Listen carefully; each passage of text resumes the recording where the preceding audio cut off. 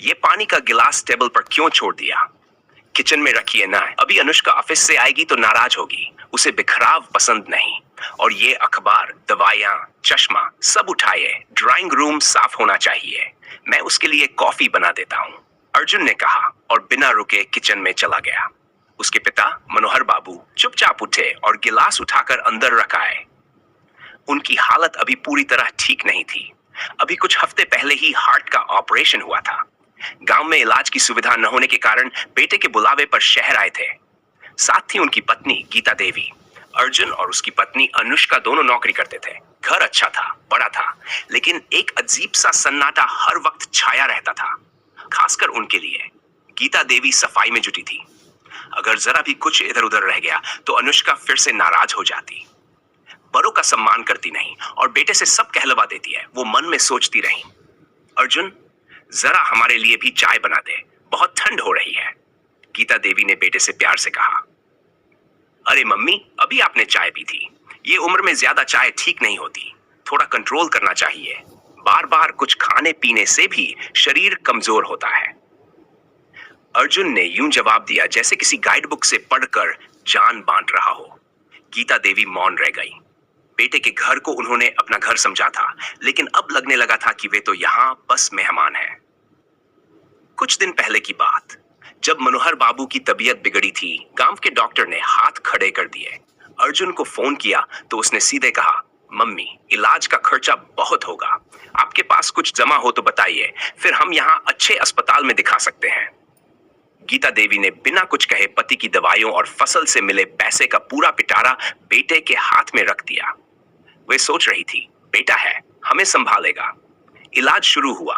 अस्पताल बड़े थे, दवाइयां महंगी थी, लेकिन राहत की बात यह थी कि ऑपरेशन सफल हो गया।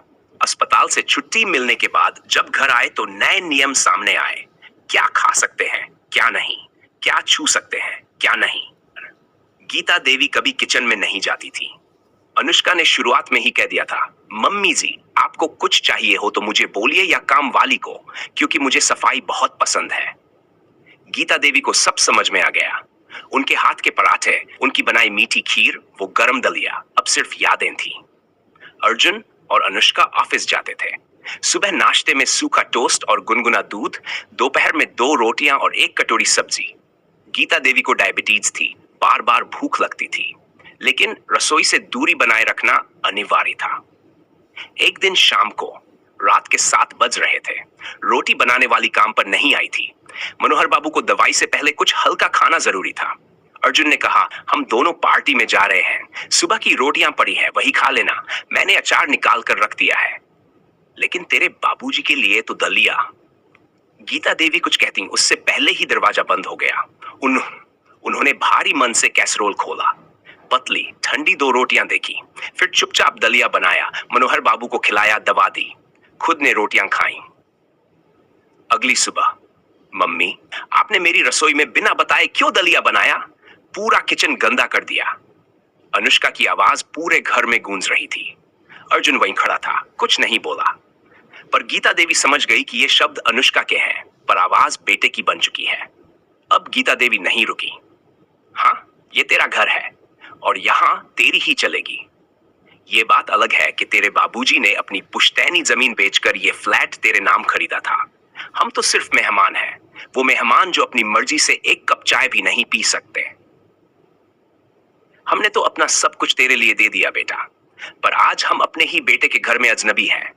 तुझे शर्म नहीं आई बीमार पिता से गिलास उठवाते हुए? क्या तू खुद नहीं रख सकता था? तू तो हमारे लिए अब वो बेटा नहीं रहा जिसे हम प्यार से खिलाते थे, जिसे देखकर ही थकान उतर जाती थी। हमने तय कर लिया है, आज दोपहर को गांव जा रहे हैं, तेरे काका आ रहे हैं हमें लेने। तेरे साफ सुथरे घर में अब कभी कदम नहीं रखेंगे। अर्जुन सिर झुकाकर खड़ा था। पहली बार उसे अपने शब्द बेमानी और खामोशी शर्मनाक लगी, लेकिन अब देर हो चुकी थी। मनोहर बाबू और गीता देवी घर छोड़कर जा चुके थे कि दोपहर थी। चारों तरफ धूप पिछी हुई थी, लेकिन गांव के घर के आंगन में जैसे ठंडक पसरी थी। गीता देवी और मनोहर बाबू चुपचाप घर के पुराने दरवाजे के सामने खड़े थे। मिट्टी की दीवारों से कच्चेपन की महक आ रही थी। सामने तुलसी चौरा वैसा ही था जैसे वो छोड़कर आए थे, बस अब थोड़ी सी घास उगाई थी। गीता देवी ने धीरे से मनोहर बाबू का हाथ पकड़ा और कहा, अब ये घर भले ही टूटा फूटा हो, लेकिन इसमें सुकून है, जीने की इजाजत है, सांस लेने की आजादी है। गांव वालों को जब पता चला कि बाबूजी और अम्मा लौट आए हैं, तो जैसे पूरे गांव में सजीवता लौट आई। रामू काका ने तुरंत पंखा चलना शुरू कर दिया, बिंदिया बुआ गर्म दूध ले आई और स्कूल के बच्चों ने आंगन में आकर खेल शुरू कर दिया। गीता देवी सुबह तुलसी में पानी डालती, चूल्हे पर हांडी में खिचड़ी पकाती और मनोहर बाबू बरामदे में बैठकर पुराने रेडियो पर पुराने गीत सुनते। इलाज की दवाइयां सरकारी अस्पताल से आने लगी। गांव की आशा बहू हर हफ्ते आकर चेकअप कर जाती। शहर के 4 कमरों वाले फ्लैट में जहां साफ सुथरा रहने की पाबंदी थी, यहां हर चीज में अपनापन था, इवन मिट्टी में भी। यहां उनकी थाली में सब्जी कम थी, लेकिन स्नेह भरपूर था। वहां रोटियां अधिक थीं, पर सम्मान नहीं। शुरू में अर्जुन को एक अजीब सी राहत मिली थी, जैसे कोई बोझ हट गया हो। ऑफिस जाने की जल्दी, पार्टी की तैयारियां, अनुष्का के साथ सोशल लाइफ, सब अब बिना किसी अवरोध के चल रहा था। लेकिन कुछ ही हफ्तों में घर एकदम सूना लगने लगा। अर्जुन जब ऑफिस से लौटता, तब वो दरवाजे पर अम्मा की प्रतीक्षा नहीं पाता। अब कोई पूछता नहीं, बेटा खाना खाया? कभी बाबूजी का मध्यम स्वर नहीं सुनाई देता, बेटा थोड़ा टाइम निकाल कर मेरे साथ बैठ जा, मन बहल जाएगा। एक दिन अर्जुन घर देर से लौटा, थका हुआ था। किचन में गया तो देखा गैस बंद थी, फ्रिज में बस ठंडी रोटियां रखी थी। अनुष्का किसी फंक्शन में गई थी। वही रोटियां देखकर अचानक उसे याद आया, जब गांव में उसकी माँ आधी रात को भी गर्म पराठे सेंक कर उसे खिलाया करती थी। रात को अर्जुन ने माँ की पुरानी तस्वीरें देखनी शुरू की। एक फोटो में अम्मा उसे गोद में उठाए थी, दूसरी में बाबूजी उसकी साइकिल ठीक कर रहे थे। तभी उसे खुद से घृणा हुई। कैसा बेटा बन गया हूं मैं, जिन्होंने सब कुछ किया मेरे लिए, आज मैं ही उन्हें बोझ समझ बैठा। उसने फोन उठाया, लेकिन नंबर डायल करके भी नहीं कर पाया। शर्म और पछतावे की लकीरें हाथों में उभर आई। कई दिन तक वो खुद से लड़ता रहा। फिर एक सुबह सूरज की पहली किरण के साथ अर्जुन ने तय कर लिया, वो अब देर नहीं करेगा। गांव की बस में बैठते ही उसके दिल की धड़कनें तेज हो गईं। रास्ते भर उसे वही यादें घेरती रहीं। बाबूजी की वो आंखें जो अस्पताल में भी उम्मीद से उसे देखती थी, मां की वो थाली जिसमें रोटी नहीं सिर्फ प्यार परोसा जाता था।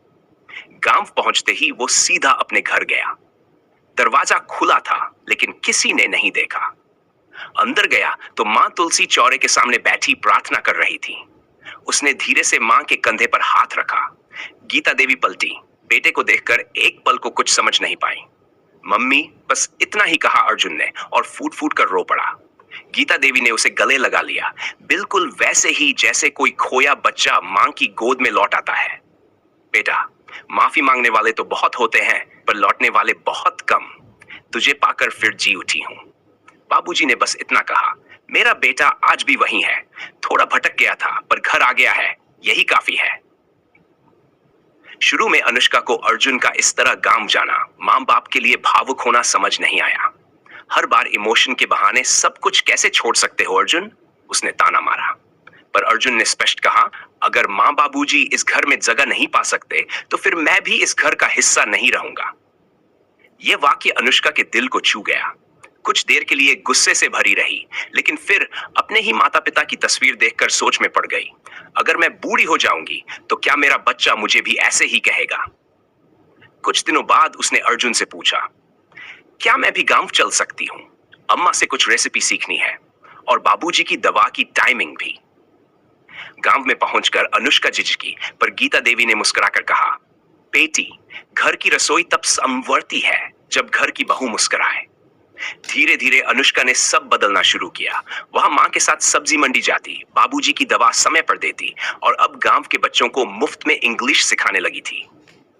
अब मां के हाथ में बेलन नहीं, छड़ी थी, क्योंकि वे अनुष्का को आटे की सही मात्रा सिखा रही थी। अब वह घर फिर से हंसता था। उसमें मां की पूजा की घंटी, बाबूजी की खांसी, अर्जुन की हंसी और अनुष्का की सीखने की ललक थी। घर वही होता है जहां पीढ़ियां एक दूसरे को बोझ नहीं, विरासत समझें। हम आप सबसे दिल से रिक्वेस्ट करते हैं कि जब आपको हमारी कहानी इतनी पसंद आ रही है, तो कृपया हमारे चैनल को सब्सक्राइब जरूर करें, वीडियो को लाइक करें और कमेंट बॉक्स में अपना कीमती सुझाव जरूर दें कि आप आगे किस तरह की कहानियां सुनना चाहेंगे। आपकी एक छोटी सी प्रतिक्रिया हमारे